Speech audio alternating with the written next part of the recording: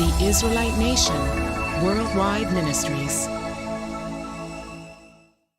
Because it has nothing to do actually with the Bible. And we have nothing against Christian people. It's not the people, but it's the philosophy that they use and the trappings that they use.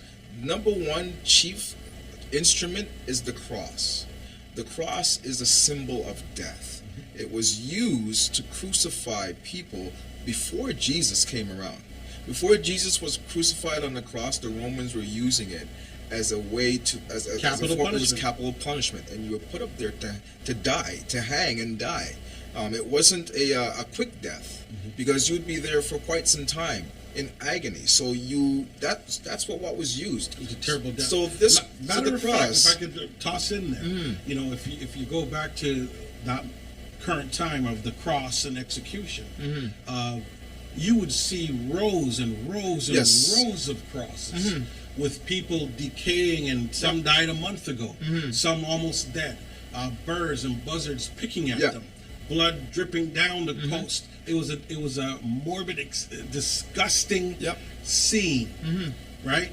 Because it was capital punishment. Some think that for some reason that the cross was specific to Jesus and only created for that cause, and somehow it's become holy and holy instrument. But you go back to Rome, where it came from, and you look at that. Yeah, for example, where are you going to find the most crosses? You'll find the most crosses in the cemetery. Yes. Right? It is a symbol of death. It is used to attract the dead. And what they don't try to tell you, what they don't tell you is all the things that they do. Like I said, it's basically witchcraft. So they basically get all their teachings. It all comes from Egypt. It comes from Egypt and Babylon. It's just so interesting the way things are used, that same spirit that was used to captivate us is still being used to suppress our spirituality. And once you have any association with that cross, it stamps you, it binds you, and it keeps you there. So the spirituality of our people is being dominated and tampered with by that cross, by the whole practice of using the dead. Which is why I will always tell people that when you see the whole voodoo practitioners, that they're no different from the Catholic practitioners. They just clean it up a little bit and try to make it look neat, but it's still the same cross. It's the same spirit that they use, and it's just that same thing. So that's why, for us as a people, we will never be able to get out of that situation. Because regardless of what you see, whenever they start singing those, we shall overcome, like when they start praying, when they do their things, like everything that they're doing is under the guise and under the spirit of Christianity. And chief amongst the use of Christianity, its tools, is the dead, utilizing the dead, like the dead body, utilizing the cross and utilizing all these things. And it's suppresses who you are. It definitely takes away that spirit of the living God. He's not going to show up there. There are no saints of the living God that's going to show up in those environments. That's why in our Bible it tells you in Numbers 19 that the dead is unclean. Don't deal with these things. Put them away from you. But people don't really understand the seriousness of what you're doing. They take the same dead, the same cross, they christen their child with it. They'll within their shrine. And we don't refer to those buildings as churches, but it's in their shrine. So they'll have a funeral one day, the same day, the same guy, the same priest that's there. He'll come and then he'll christen your child, put the cross on their forehead, and a few hours later after that, they've got a marriage and a wedding. So, and all these things is the children of Israel, the children of Jacob that you see involved in all these things. And nobody ever stops to think, hey, where can I find that in the Bible? Where can I find that in the Bible? Where can I find the christening? Right. Where can I find the christening? Where can I find that funeral service? Yes. Where can I find even the marriage? The marriage. All those things. Nobody ever stops to ask those questions. And so we ask those questions, and we know, like you have to really and truly take yourself and be held accountable for your spirituality, because that is what they're after, and that's what holds us down. We're the most spiritually receptive people. But if you don't understand your spirituality and where you're coming from and where you're going, we'll be on that treadmill for the rest of our lives, singing "We shall overcome, we shall overcome," and you'll never be able to overcome anything, because the doctrine and the teachings and the life of the slave master, these are all things that the slave master gave to you. These are all the things that he put to you. This is his culture, the slave master's culture. Our people embrace it to the point where we are at one with it. You can't separate the slave master's culture from the slave. So until that is removed, until you start seeing, instead of Black Lives Matter, when you start to see Israelite lives matter, that's when you know we've come awakened. That's when you know that we've woken up. Because we're still, if you look at it, Black Lives Matter, you're still an unknown. Like, you're still an unknown. Yeah. Like, It's unidentified. You're unidentified. Black is not an and identity. that's the whole point of it, is that the reason why people would think your life doesn't matter is because you really and truly don't have an identity. You're the unknown. Like, you're the X factor, the unknown factor. But if you have an identity, and that is the most important thing that we can have, is something that we can say, this is me. Mm-hmm. Like, if you have that identity, if you have the knowledge of that identity, it's like this. There's a lot to claim. Oh, that's your great substance. Yeah. There. I always look at it that is the great substance. Mm-hmm. Because to be a people with no name, no root, no foundation, no nothing, you're just black. Like, that's it. You're just black. You don't even have the identity to say that you are an African from this tribe, from this part. Like, you can't even really do that. Like, once you have that knowledge, we don't even know what part did you come from. Yeah. But once you can have that identity to say that you are a child of Israel, that you are an Israelite, if you put that on you, that's who you are. Because being an Israelite is not just a name. There's a responsibility that comes with being an Israelite. So, and that responsibility is to the God of Israel. So once you know that, there's a certain set of things that you have to do in order to maintain that identity. There's a lot to claim. Once the identity is there, then you begin to open the doors. It's the greatest thing ever. There's a culture that belongs to that identity. It is. There's a family that belongs to that identity. There's a history, a story that belongs to all of that identity. Definitely. It's, as you said, and it's awesome. This is one of those. Elder Andel had spoke about it as well, but it's something that we all should think about. So you have a Black Lives Matter rally. You go and you burn down the place, you throw bricks, and so on and so forth. And I'm not criticizing. I'm saying this is the activity that has happened on a Saturday. Then on a Sunday, all parties, the people that threw the bricks and lit the fire, as well as the oppressor that you're going against. I had that in my mind. I have that in my mind, and as I'm seeing the picture, I'm seeing the video, and all I see is the Christian man, and I'm quite sure he is, with his knee on the neck of this child of Jacob, who is also a Christian. So they're both one and the same. And then you're going to go. This is insanity. So everybody that's the murderer, the police officers with him, the people complaining, and the dead men, all go to the same religious institution. Right.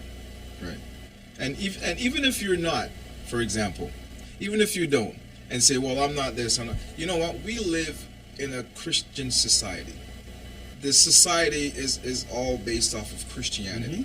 And as I said, I have no qualms against people. It's just the philosophy, this foreign philosophy, this unknown, this strange philosophy that doesn't seem to have any root or foundation in the Bible, but yet has deceived everybody into thinking that it does, and that it actually represents us couldn't be anything further from the truth, because that oppressive system that everybody's talking about.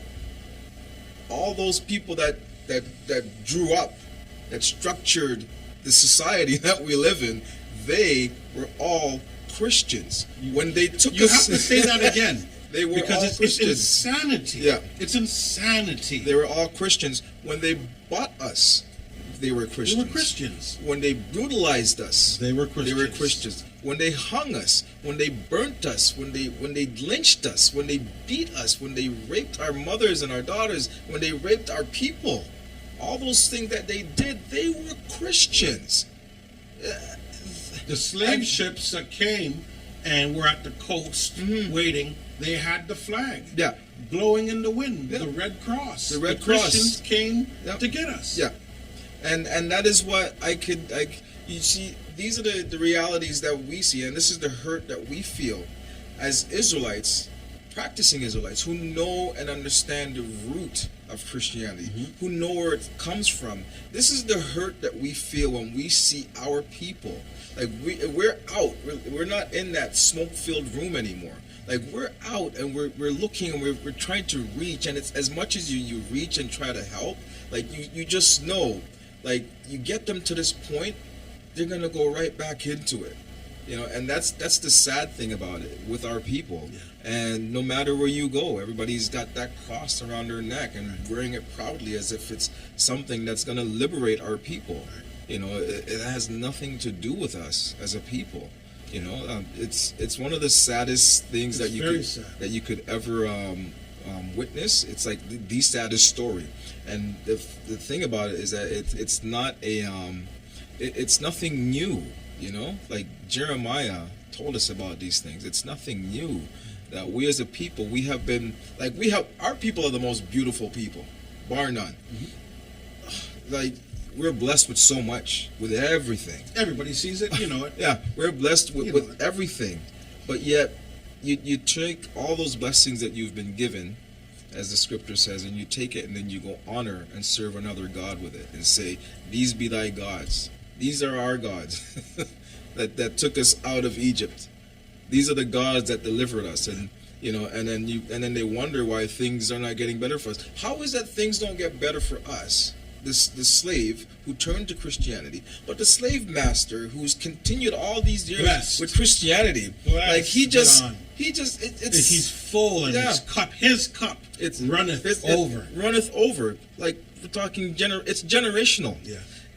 And for us it's generational as well too, but the suffering and the heartache and the pain that we've been going through, it's still there, and then they still keep singing, we shall overcome. Well, while you're singing we shall overcome, get this image, and I'll toss another image out. Thanksgiving. This is one of the most important American, I'll refer to as Egypt. One of the Egyptians' most important days is not Christmas. No. It's not your Easter. It's not even your Halloweens. It's the Thanksgiving. Yep. And they're dedicated to the God of their enterprise. They're dedicated. That day, when they have a Thanksgiving or a giving of thanks to the God that they asked to bless their enterprise while leaving old York, England, and coming over to North America and finding an empty land. They looked at it. Thank you for blessing us. Then that same God blessed them with free labor. Brought us over to help build. What did they do? Thank you. Yep. Then the Native Indians are there, and we know the story that they have with them. Yep. Right? What do they say? Thank you. Then, fast forward to today. This is the epitome of insanity. Yes. While they spread the table and set the turkey and create the feast, because this is important, right? You got to give thanks to your God. Yes. You must. Yep. Then you have the slave that they gave thanks for sitting at the table. Yeah. And the Native Indian sitting at the table. And everybody else impacted, that they're thanking for this blessing. You're there with your heads bowed, giving thanks to that same God. Right. something seems off. Something should seem off with that picture. And I'm glad that you mentioned that, because feasting is such an important thing. That we do know. For the very same reason we were taken out of Egypt, so that we can go hold a feast to our God. And that feast was called the Passover, to give thanks. So they gave thanks to their God, and they continue to do it. But you do too. You do too. You sit down, they give thanks for having you as free labor, and you go with your big head and sit down at their table, and you also bow your head and say thank you. And notice how the table is furnished with all unclean things that we're not supposed to eat. So giving thanks for give thanks for our slaves. And give thanks for all the people we took the land from. Eat of our unclean food. Right? It's disgusting. It brings me back to the Charlie Brown, the Peanuts episode where the Charlie Brown celebrates Thanksgiving or something. And every time there, and they had, I don't remember the one black guy in Peanuts. I don't remember his name. I think maybe Frank. I don't know. Whatever his name is, but he's the only one on his side of the table. You can check it out. There's a drawing that's of interesting. They're all there, and he's the only one on that side, right? Purposeful. Check it out if you don't believe me. That's interesting. That is interesting. It is again in typical Egyptian form. They dress things up to make themselves look good. They change things up to make themselves look good, and there lies that there's the deception once again. That's philosophy is there to deceive, and to deceive many, as it says in the scriptures. That they're not talking about just a few people.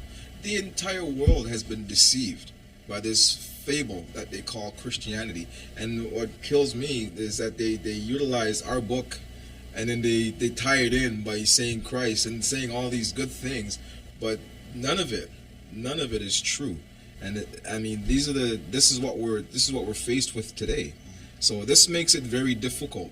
Our job is very difficult here. So I always look at our job as what we do is we blow the trumpet.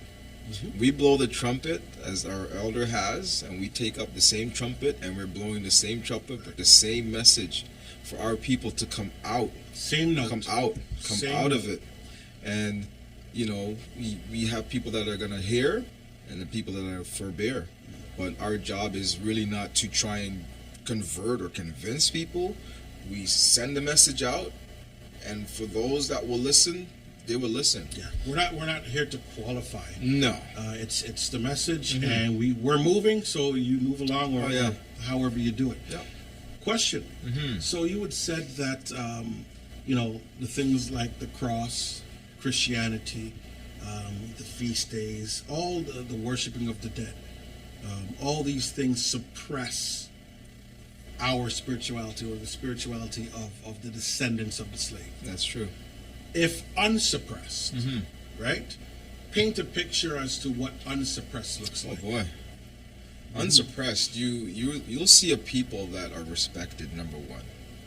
You'll see a people that's respected because, first and foremost, once you have that identity, that knowledge of self, your true self, you will be able to start to practice the things that you were meant to practice. You will have that name, and nobody will be able to look at you as somebody who's trying to borrow culture from someone else. This is your own culture. This is something that is yours. So you can actually start to formulate your own society from this. You can formulate, because it's all here. Everything is structured. So once you have the respect of the other nations, because that's how we lost our respect in the first place with the other nations. The other nations said, look at these people. How is it they're turning from their God and they're serving the gods of the other nations? Because that's what it was all about in the scriptures. It was never about skin color in the scriptures. It always had to do with what God you served. All the nations on the face of the earth had their own God. They had their own gods that they served. And the unique thing about the children of Israel is that they came from a man by the name of Abraham. And Abraham was the first man after the flood to turn and start worshiping a God that nobody could see. He was the first one to worship the God that no one could see. So he was ridiculed. Some people didn't like what he did. So that's how you knew that this guy was different. He was referred to as the Hebrew because he kept flocks. That it wasn't had nothing to do with his language. It had everything to do with his profession and what he did. He was a herdsman. And later on down the road is the circumcision came. So you had the people that worshiped the God that nobody could see. There were cattlemen, and they circumcised. These guys are different. What was everybody else worshiping? Everybody had their idols, their images. They worshiped everything else. But Abraham was the only one. Like every culture that he encountered, every kingdom that he encountered, they all had their own strange gods. And that's what separated him. And he was the only one that the God of Israel, or the God Almighty at that time, saw worthy to serve him and took him out of all that. And then he blessed him greatly. Important. That's Yes. an important part. Yeah. Took him out of all of that. Out of all that. Out of what? Yeah. Out of all of the images, the idols, and everything. You have to remember, he was a wealthy man. He came out of his father's home. He said, and it wasn't like he didn't have. It wasn't like he was poor or anything like that. But then he became blessed and protected, and then he just went on. And you saw the respect that the other nations around had, because they had their own God. And that was the respect factor of it. So if you don't have your own God, if you don't have your own culture, people are not going to respect you. And that's what you see today with our people. They've taken on the culture and the gods of their slave masters.